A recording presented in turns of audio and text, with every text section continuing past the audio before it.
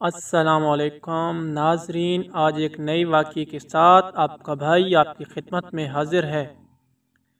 ناظرین، بغداد کے ایک بزرگ اپنا واقعہ بیان کرتے ہیں۔ حکایت الصالحین میں بغداد کے ایک بزرگ اپنا واقعہ بیان کرتے ہیں کہ ایک بار میرے گھر کی دیوار اچانک گر گئی۔ مجھے بڑی پریشانی لاحق ہوئی اور اس سے دوبارہ بنوانے کے لیے کسی مزدور کی تلاش میں گھر سے نکلا اور چوراہے پر جا پہنچا۔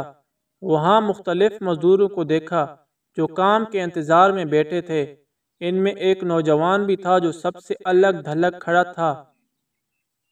اس کے ایک ہاتھ میں تھیلا اور دوسرے ہاتھ میں تیشہ تھا۔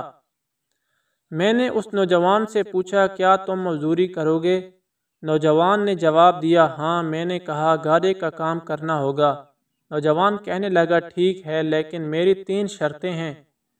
اگر تمہیں منظور ہو تو میں تمہارے ساتھ کام کرنے کے لیے تیار ہوں۔ پہلی شرط یہ ہے کہ تم میری مزدوری پوری ادا کرو گے۔ دوسری شرط یہ ہے کہ مجھے سے میری طاقت اور صحت کے مطابق کام لوگے۔ اور تیسری اور آخری شرط یہ ہے کہ نماز کے وقت مجھے نماز ادا کرنے سے نہیں روکو گے۔ میں نے یہ تینوں شرطیں قبول کر لیں اور اس سے ساتھ لے کر گھر آ گیا، جہاں میں نے اس سے کام بتایا اور کسی ضرورت کام سے باہر چلا گیا۔ جب میں شام کے وقت واپس آیا تو دیکھا کہ اس نے عام مزدوروں سے دوگنا کام کیا تھا۔ میں نے بخوشی اس کی اجرت ادا کی اور وہ چلا گیا۔ دوسرے دن میں اس نوجوان کی تلاش میں دوبارہ اس چوراہے پر گیا، لیکن وہ مجھے نظر نہیں آیا۔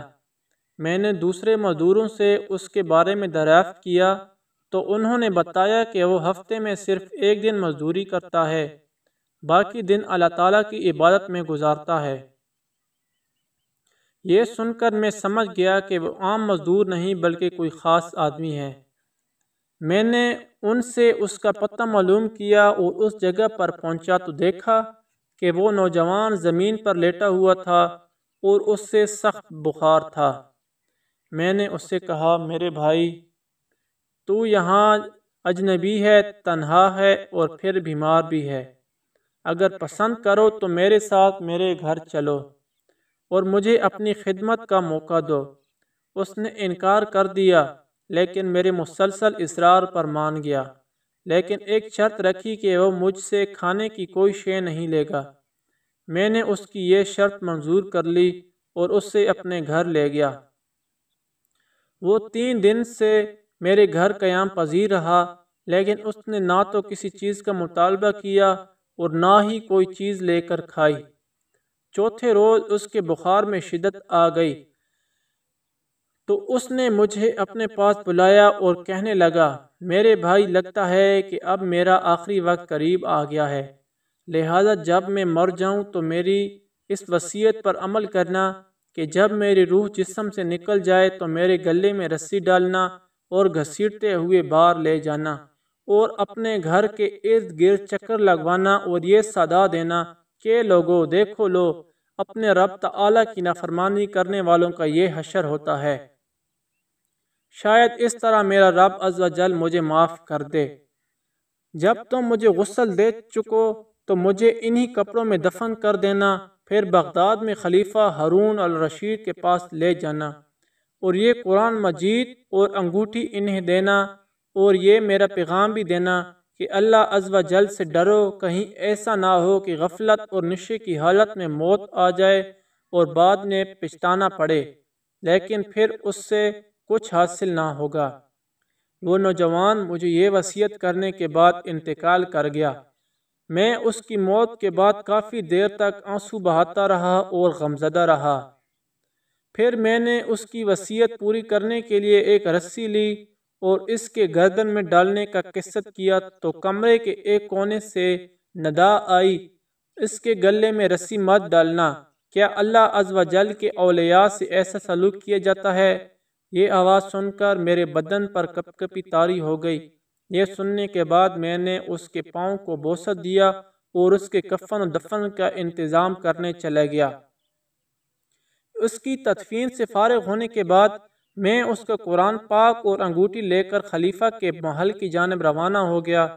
وہاں جا کر میں نے اس نوجوان کا واقعہ ایک کاغذ پر لکھا اور محل کے داروغہ سے اس سلسلے میں بات کرنا چاہی، تو اس نے مجھے جھڑک دیا اور اندر جانے کی اجازت دینے کی بجائے اپنے پاس بٹھا لیا۔ آخر کار خلیفہ نے مجھے اپنے دربار میں طلب کیا اور کہنے لگا، کیا میں اتنا ظالم ہوں کہ مجھ سے براہ راست بات کرنے کی بجائے رقیے کا سہارا لیا؟ میں نے عرض کی کہ اللہ تعالیٰ آپ کا اقبال بلند کرے، میں کسی ظلم کی فریاد لے کر نہیں آیا بلکہ ایک پیغام لے کر حاضر ہوا ہوں۔ خلیفہ نے ان چیزوں کو دیکھتے ہی کہا، یہ چیزیں تجھے کس نے دی ہیں؟ میں نے عرض کی، ایک گارا بنانے والے مزدور نے۔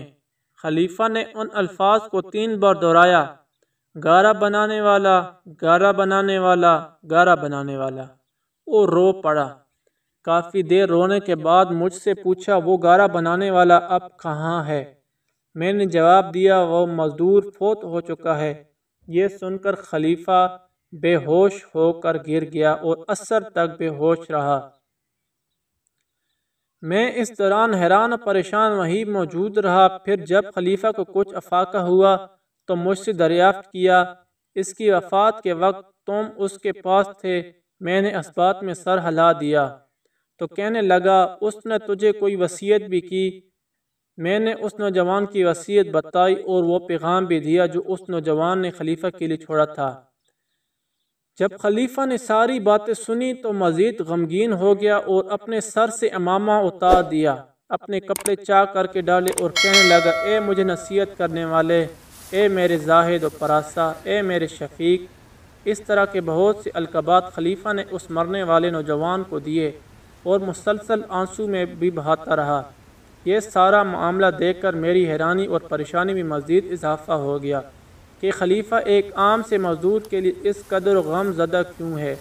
جب رات ہوئی تو خلیفہ نے مجھ سے اس کی قبر پر لے جانے کی خواہش ظاہر کی تو میں اس کے ساتھ ہو لیا۔ خلیفہ چادر میں منہ چھپائے میرے پیچھے پیچھے چلنے لگا۔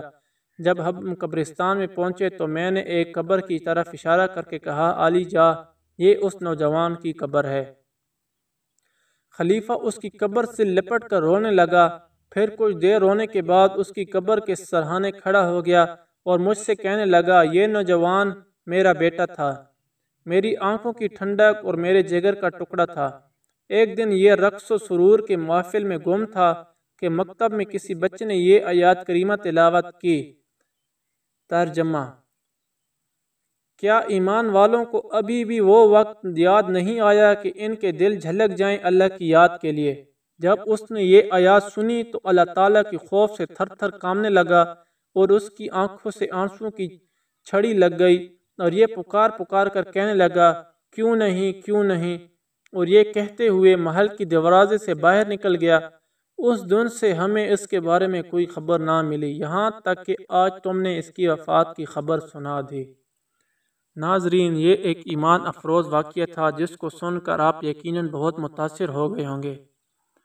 ناظرین، موت کا ذائقہ ہر انسان نے ایک دن چکھنا ہی ہے، تو کیوں نہ ہم اپنی ساری زندگی اللہ تعالیٰ کی ذکر اور اللہ تعالیٰ کے حضرت محمد صلی اللہ علیہ وسلم پیغمبر کے بتائے ہوئے راستوں پر چلیں۔